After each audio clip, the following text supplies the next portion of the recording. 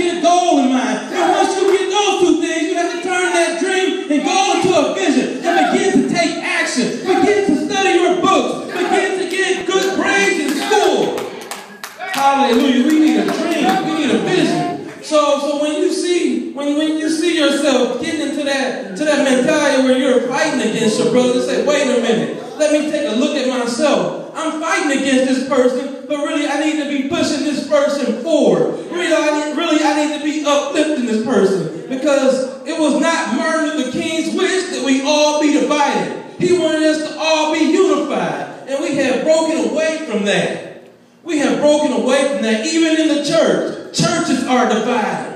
We are divided by little things such as denomination. We're better than the Baptists, or we're better than the Catholics. There's all these miniature divisions going on in the church and amongst ourselves. But if we could just get on one accord, hallelujah, if we could just get on one accord, we could accomplish great things. Of course, there's going to be some haters. Of course, there's going to be some that speak bad about you. Of course, they're going to try to throw you in a pit. And if you get thrown in a pit, just know that God is still with you. Just know that He's going to bring you out. Just know that when you do come out, you're going to be in a better position than where you were before.